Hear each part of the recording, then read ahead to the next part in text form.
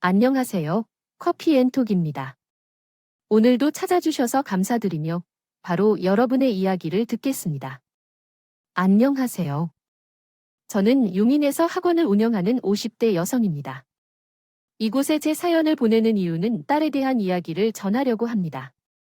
처음으로 제가 결혼했을 때 시댁에서 주택을 제공받아 시댁과 같은 아파트 단지에서 살아야 했습니다. 결혼 당시 남편과 제가 모은 돈이 많지 않았고 시댁 부모님이 시집살이를 강요하지 않았기 때문에 다른 선택지가 없었습니다. 그래서 결혼 후 시댁 부모님과 같은 아파트에서 삶을 시작했습니다. 그 아파트에는 시댁 부모님과 우리 외에도 2년 더 앞서 결혼한 부부와 그 외 몇몇이 같은 상황에서 함께 사는 곳이었습니다. 이미 그 아파트에 살고 계셨죠. 우리 시부모님, 아주버님, 남편 모두가 지극히 상식적인 사람들이어서 같은 아파트에 살았습니다. 악보에서 크게 부딪힐 일은 없었지만 유독 형님과 나는 친해질 수 없었어요. 성향이 너무 달랐다고 할까요? 형님은 욕심도 많고 목소리도 크고 종종 사실이 아닌 것도 본인 말이 맞다고 우기기도 했어요. 또한 시댁 식구들이 저에게 관심을 보이는 것 자체를 싫어하는 듯 했어요. 저는 반대로 시끄러운 것을 싫어하고 좋은 것이 좋다고 생각해 넘어가는 편이라 형님이 그런 식으로 나올 때마다 그냥 이해하고 넘기곤 했어요. 아주부님은 욕심이 많은 편으로 젊을 때 돈을 좀 모아야 한다고 생각합니다. 저희 부부는 맞벌이를 하면서 임신을 미루고 있었어요. 결혼 전에는 젊을 때 아이를 낳자고 했고 가족 계획을 세울 때 아이를 가졌어요. 제가 임신하고 나서 남편과 시부모님은 기뻐했지만 형님은 축하의 말씀을 전혀 하지 않았어요. 그때 제가 임신 16주 차에 형님도 임신하셨어요. 우리는 더 많은 돈을 벌기 위해 더 노력하면서 살다가 제가 임신으로 인해 가족들의 관심을 받자 형님께서 질투심을 느끼셨는데 이는 본인이 직접 말한 것이기에 추측이 아니에요. 형님도 임신하게 되면서 갑자기 질투를 느끼셨다는 얘기예요. 아, 우리도 그냥 빨리 결혼하기로 마음을 바꿨어요. 그렇게 저와 형님이 같은 곳에서 똑같은 딸을 낳았어요.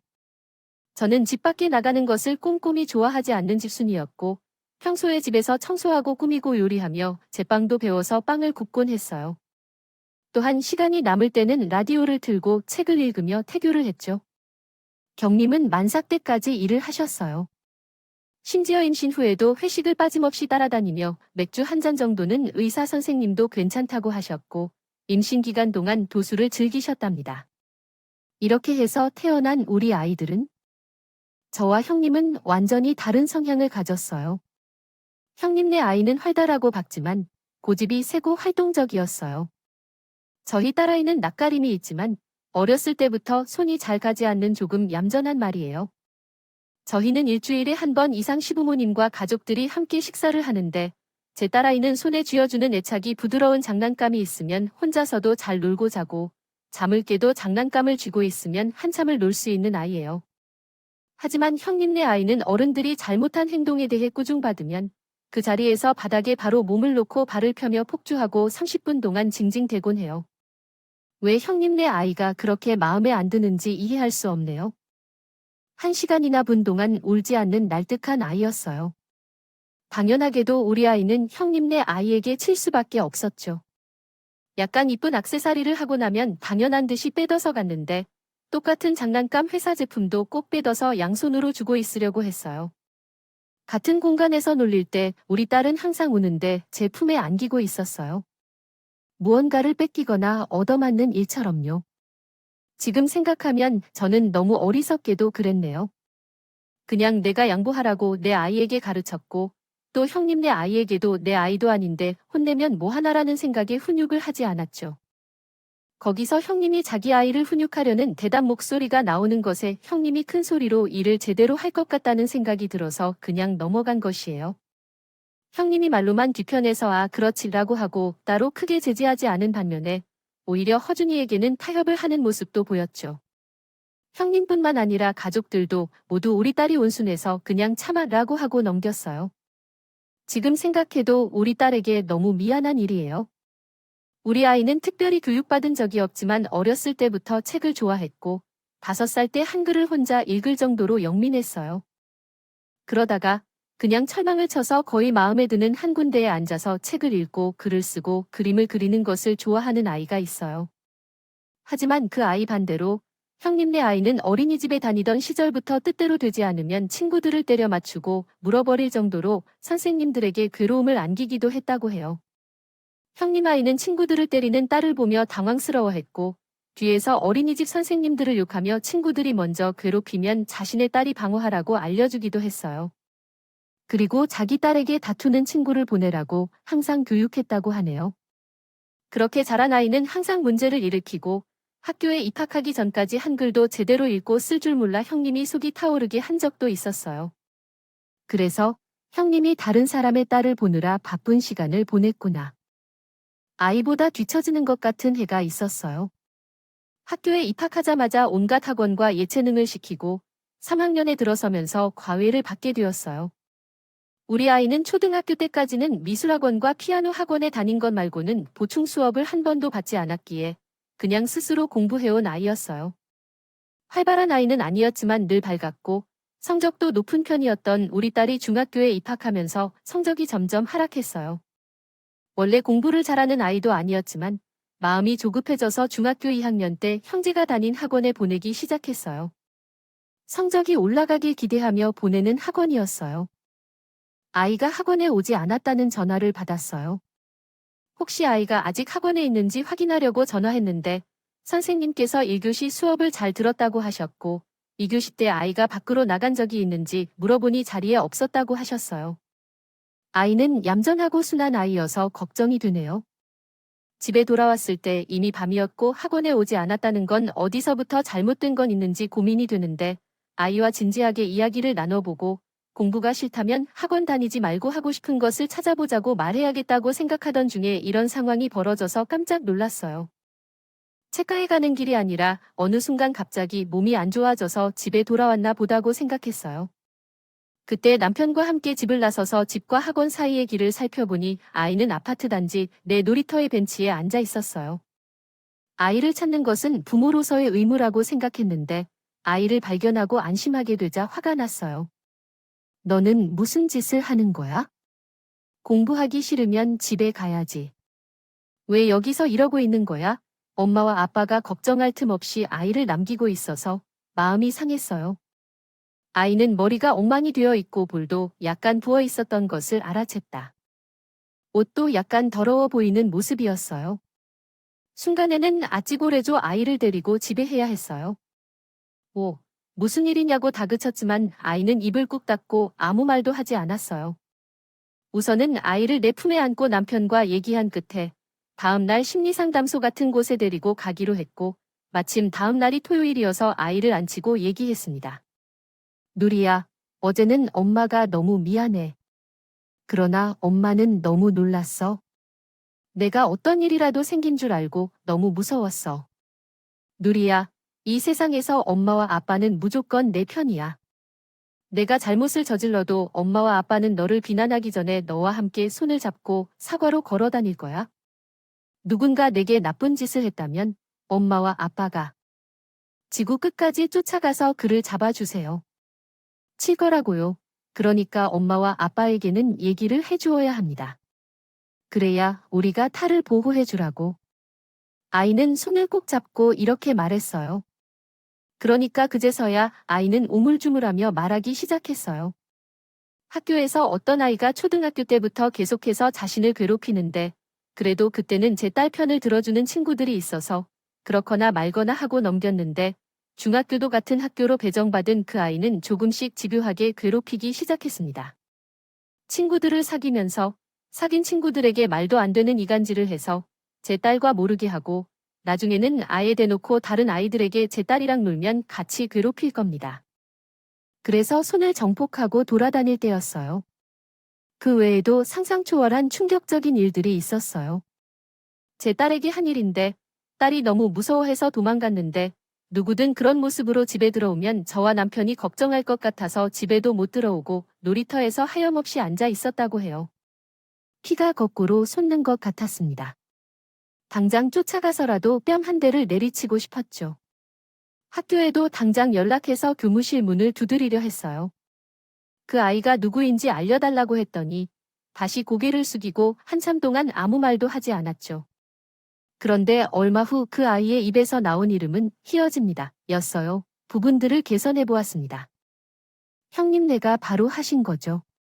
어릴 때부터 똑똑하고 예쁘게 자란 제 딸아이를 질타던 해가 우리 딸을 집요하게 그렇게 만든 거예요. 하늘이 노래지더군요. 다 제 판만 같았어요.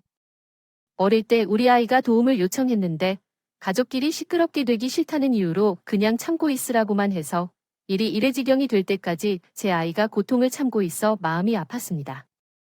어릴 때부터 제 딸아이를 지키고 형님네 아이가 우리 딸을 괴롭힐 때 막아버렸더라면 우리 딸이 이렇게 미련하고 참고 있는 모습이 아니었겠지요. 엄마나 아빠가 얼마나 믿지 못하면 몇 년을 참고 지내야 하는 걸까요? 고민이 많아져 가슴이 아팠어요. 그리고 더 이상 이렇게 있으면 안 된다고 생각해서 아이를 아빠에게 맡기고 형님네 집에 갔어요. 형님은 절도 보지 않고 연락도 없이 왜 한 거냐며 의아해했고 전 형님에게 은 인사도 없이 집으로 들어가 희를 불렀습니다. 그리고 따져버려 추억 네가 우리 딸을 괴롭혔다고 남도 아니고 사촌을 우리에게 도대체 너한테 무슨 저의 곳을 해서 다른 애들이랑 말도 못하게 하고 학교 생활을 힘들게 했니? 그것도 몇 년을 하며 다 그쳤어요. 그래서 형님은 저를 따라 들어와 이게 뭐 하는 짓이냐고 소리를 쳤고 내 새끼가 그런 일을 당했는데 지금처럼 참고 넘길 수 없었던 저는 형님에게 소리를 질렀습니다. 당신 딸이 우리 딸을 년 동안 괴롭혔다고. 어제 나의 딸이 다른 아이에게 때렸다고 했어요. 그 어린이는 말도 못하는 몇 년 동안 혼자 소가리를 했지만 결국 딸이 엄마가 되어서 그 어린이가 그런 일을 다 겪었는데 가해자에게 이런 말도 못하겠다고 목소리를 높였습니다. 언제나 조용히 말하려고 했는데 듣기 싫은 말을 듣고 얼굴을 찌푸리며 놀라는 척하고 웃다가 짐승처럼 큰 소리로 말했어요. 그러니까 결국 괴롭히지 않고 괴롭힘을 겪은 어린이들에게는 찾을 곳이 없기 때문에 이를 어느 정도 이해해 주셔야 할 것 같다고 이야기했습니다. 우리 딸 희아에게 듣고 보니 우리는 친구가 없는 것 같아요. 그래서 꿈속에서 그런 일이 일어났던 것 같아요. 아이는 순회 가사에 있어서 부주의하는 거 아니지만 친구들도 많은 작은 등록에 참여하였고 초등학교 때 학생회장을 지냈는데 힘에 빠지니까 아이가 혼자 속상해하는 걸 알게 되어서 매우 심적으로 어두워했던 것을 알게 되었습니다. 더는 할 말이 없을 정도로 엄청나게 답이었으므로 집을 나오게 되면서 그 이후로 뭘 할지 모르겠다고 생각했습니다. 그래서 나가는데 아이는 제게 서운한 표정을 지으며 미친 거 아니야. 자기 딸은 자신이 원하면 안 하는데 왜 다 내게 시키는지 라고 말했어요. 그래서 형이 말을 돕기 위해 정말 그렇습니다 라고 응답하였는데 그러던 중 어머님 찾아가게 되었습니다. 형님은 시부목의 알랑방구 느끼며 날까 무서워했거든요. 제 말은 안 들어도 어머님 말은 들을 테니까 라는 생각으로 찾아갔는데 제가 그곳으로 갈 것이라 생각했는지 그렇게 어머님께 전화를 이미 드린 모양이었고 어머님도 대충 무슨 상황인지 아시더군요. 당연히 본인이 유리하게 말을 했겠지만 도대체 무슨 말씀을 들었는지 어머님은 제 말은 자세히 들으려 하지도 않으시고 그 애들 싸움인데 덮고 넘어가야 할 텐데. 어른들이 크게 싸움을 붙일 때니 아무리 그래도 형님이니 네가 그러면 안 되지. 가서 미안하다고 해라. 아니, 형님, 여태 톤벌 굳이 반일으키는 나야한테 소홀한 건데 그걸. 데모가 가지고 있는 것은 3대모를 바꾸면 어떻게 아크라고 하셨더군요. 너는 돈을 벌려고 열심히 잘하지 않았냐라고 했어요. 더 이상 설명해 드릴 힘이 남아있지 않아요. 어머님과 둘째, 며느리랑 소녀는 없는 셈치시고 큰 아들 19명으로 사세요 하고 나왔어요. 집에 와서 보니 아이는 긴장이 풀렸는지 자고 있었어요. 행여나 남편도 시댁 식구들과 같은 반응이면 분명히 싸우게 될 것 같았고 부모가 큰 소리로 말하면 아이가 더 기술침해 당할 것 같아서 저는 남편을 데리고 주차장으로 내려와서 자동차 안에서 얘기했어요. 형님, 내가 갔더니요. A씨에는 전혀 반성하는 것 같지 않아요. 형님도 자기 딸은 잘못이 없고 우리 딸이 음침해서 친구가 없다는 식으로 말했어요. 피해를 입은 일을 얘기해 보세요. 그래서 어머니께 이야기를 해달라고 부탁하러 갔더니 3번 전화했는데도 내 이야기를 듣지도 않으셨고 아랫사람이 그러면 안 된다고 하셨어요.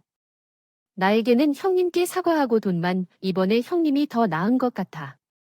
당신은 어떻게 생각하시는지 물어보니 다행히 남편은 저와 우리 아이를 도와주시고 형수님도 그러면 안 된다며 어머니도 그러면 안 된다고 하셨어요. 이건 확실하게 해결해야 하는 문제라고 말씀하셨죠. 집으로 돌아와 아이가 일어나기를 기다렸다. 아이가 일어나면 다시 얘기를 해보겠습니다. 아이가 원하는 방향으로 해주고 싶어서 어떻게 하길 원하는지 모르겠어. 의외로 학교 문제로부터 벌발을 쓰는 것도 싫고 그 집에 가서 사과를 받는 것도 싫고 전학을 요청하려고 했어요. 일을 심하게 다루고 싶지 않고 그냥 사회집과 연관을 원치 않아요. 우리는 바로 그 집을 알아봤어요. 어머니의 명의를 얻기 때문에 팔 수 없었고 벌어들인 돈으로 4평의 아파트를 구해야 했고 대출을 받더라도 평수를 줄여야 했으며 동네를 더 외곽으로 나가야 했지만 그건 문제가 되지 않았어요. 학교에는 미리 연락을 드려놓았고 조카에게는 벌을 주진 않겠지만 전화하자 전까지 아이를 학교에 보내지 않겠다고 말씀드렸고 그래서 우린 서둘러 그 동네를 떠났습니다. 이사한 집은 남편의 회사와 멀리 위치해 있어서 출퇴근 시간이 길어졌지만 그 결과 우리 가족이 처음으로 함께 편안히 지낼 수 있었어요. 이사하기 전까지는 부모님께 말씀을 전하지 않았고 이사 후에는 전화번호도 바꿨습니다. 남편에게는 당신은 부모이니까 연락을 끊게 한다는 이미 연락을 끊었으니 연락이 없을 거야 라고 말했어요. 다행히도 남편은 제 의견을 존중해 주었고 전학을 옮긴 딸은 금세 예전의 모습을 되찾았고 성적도 다시 올려 상위권을 유지했어요. 시댁에 돌보아주는 사람이 없어져 외벌이로서의 어려움을 느끼게 되자 공부방을 차리고 동네 아이들을 지도했습니다. 처음에는 학생들이 몇 명 없었지만 저과 함께 공부하며 딸이 수석으로 도약하는 것을 지켰어요.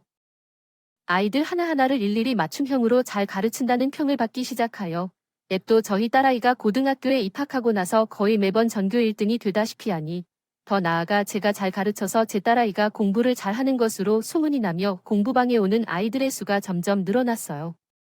공급방으로는 감당이 안 될 정도로 아이들이 늘어난 데 따라서 저는 학원을 차려 엄마들 사이에 소문이 자자하며 학원은 문전성시를 이뤘어요. 그렇게 이사를 나가고 나서 몇 년 사이에 우리는 어머님이 해주신 아파트보다 더 크고 좋은 집을 살 수 있었어요. 그리고 한 번도 안 시켜보지 않은 우리 딸은 종말까지 혼자 밤새며 공부하고 스스로 생활기록부를 관리하여 우리나라에서 손가락 3개 안에 드는 성적을 거두었습니다. 대학 의학과에 입학했습니다. 남편 통해 들은 소식에 따르면 형님 가족 아이는 우리 아이가 전화로 곧장 나가지 않아도 계속해서 괴롭히고 돈을 빼앗는 등 부적절한 일을 행해 결국 강제 전학을 갔다고 합니다. 그곳은 생전 처음 들어보는 지방전문대 피부미용 학과에 갔다고도 하네요. 그리고 어머님께서는 계속해서 제 딸과 저에게 함께 가고 싶다는 의사를 표현해 왔다고 합니다. 시간이 지남에 따라 제 마음도 누누라고 느껴졌는데 형님과 남편은 용서하기 어려워도 어머님의 마음은 이해되기도 하였습니다. 그래서 남편이 어머님과 통화할 때 저는 옆에 있어서 전화를 받았습니다. 어머님은 목소리만으로도 그 분위기를 느낄 수 있을 정도로 힘이 없으셨는데 저에게 사과를 하셨습니다. 그날 그렇게 넣어 보내고 나서 많이 했다. 너 난 우리가 착하니까 이해 주려니 했나 보다. 그냥 항상 그렇듯이 예해보고만 참으라고 일 내가 나빴다. 내가 어른인데 거기서 씨씨 넘기려고 하면 안 됐는데. 아, 잘못한 일을 우습게 하고 속상한 마음 달래 주어야 했는데. 내가 다 미안하다. 누리가 남한테 그런 꼴을 당했으면 내가 나서서 그냥 머리채를 휘어잡았을 텐데. 키에도 내 손녀다 보니 그렇게 못했다. 아, 예전처럼 지내자고, 누나 남아. 그냥 너희 세 식구 잘 살아라. 그래도 네가 복이 많아서 놀이 도찰 풀리고 너희가 운영하는 학원도 잘 되고 있는 모양이라 다행히 닿았다. 시험 온 당신의 진심 얘기를 듣고 나는 마음이 조금 누그러져서 그 이후로 우리는 시부모님과 교류를 시작했어요. 그 아파트는 근처에도 가기 싫어서 밖에서 몇 번 식사도 하고 우리 집에도 몇 번 초대를 했어요. 그러던 어느 날 어머니께서 희애가 결혼한다는 소식을 전해주셨어요. 아이들 나이는 22살이 되기 전에 결혼하기 위해 너무 이른 나이라서 놀랐지만 알고 보니 혼전에 임신을 한 것 같아요. 상대는 고등학교를 중퇴한 중국집에서 배달하는 남자인데 임신 소식을 듣고 형님은 당장에 엎보라고 했지만 이해하기 어려워도 그 남자와 결혼해서 아기를 키우기로 했다고 해요. 낳겠다고 고집을 부려 싸우다가 형님이 포기했다고 하더군요. 그냥 그러구나 하고 덤덤하게 듣고 있는데 어머님이 결혼식에 안 올래 하냐고 물어보더군요. 제가 왜 그 결혼식에 가냐고 깜짝 놀라며 대답했는데 아무리 생각해도 못 갈 이유가 없는데 라고 했습니다. 그때도 그런데 생기자마자 우리가 도망치자는 뜻이 나왔는데 우리가 잘못한 것도 아닌데 왜 우리가 도망다닌 뜻이 피해나 싶어. 아니, 내 어머니 저 갈게요. 다른 친척분들도 못 뵌 지 너무 오래됐고 제가 못 갈 이유가 없네요 라고 했습니다.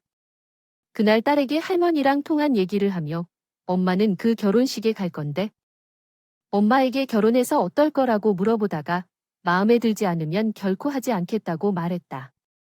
오래 고민한 끝에 아니야, 엄마, 가자. 나도 가고 싶어 라고 말하는 거였어요. 이 예상치 못한 대답에 깜짝 놀랐다. 그때는 걔가 너무 무서웠고 내 세상이 무너질 것 같아서 죽고 싶을 정도였는데 지금 돌아보니 내가 강요한 부분도 있었던 것 같아요. 진지하게 엄마에게 말했다면 그 정도까지는 가지 않았을 것 같고 이제는 미운 생각도 잘 안 드네요. 한편으로는 걔를 넘어서 내가 더욱 성공한 모습을 보여주면 우리가 당당해집니다고 생각하기도 했었어요. 라고 말하며 딸의 손을 꼭 잡았다. 저는 이라고 말하며 같이 웃었어요. 대망의 결혼식 날, 우리는 아침 일찍부터 서둘러 비싼 뷰티샵에 가서 헤어와 메이크업을 하고 평소 입지 않던 비싼 어스의 가방을 들고 결혼식장에 가서 드디어 손님들이 모두 왔다는 얘기를 듣고 형님께서는 그렇게 놀라지는 않았지만 속으로 기뻐하는 모습을 보였고 저는 따로 인사를 올리지 않고 식장에 들어갔어요. 희애는 이미 임신이 몇 개월 됐는지 알 수 없을 정도로 살이 많이 찐 상태였고 남편이 될 사람은 한눈에 봐도 질기지 않아 보였고 남자 측 부모님들도 좋은 사람들 타고 있지 않았어요. 결혼식장에서 오랜만에 만나 뵌 친척분들은 결혼식 주인공에 대해 안부를 묻지 않고 대신 제 딸을 보고 나도 대학 가서 얼마나 잘 되냐며 어떻게 대학을 공부하느냐고 말하면서 저희 딸의 외모에 대해 칭찬을 해주셨고 어머니께서도 우리 가족의 소식을 다 알고 계셨는지 물어주셨어요. 또한 제가 운영하는 학원이 잘 되고 있음을 아시고 축하해 주셨습니다. 식사를 하던 중에 새 남편과 함께 인사를 나누러 다니던 패배까지 된 친척이 저희 테이블로 들어와서 함께 식사를 할 것이라고 했습니다. 우리는 민망한 상황을 피하려고 축하하는 척하고 싶었지만 그분은 우리 딸을 보고 비웃듯이 혀를 차며 전혀 예의를 갖추지 않았습니다. 참나, 네가 여기가 어디라고 했냐고 하더군요.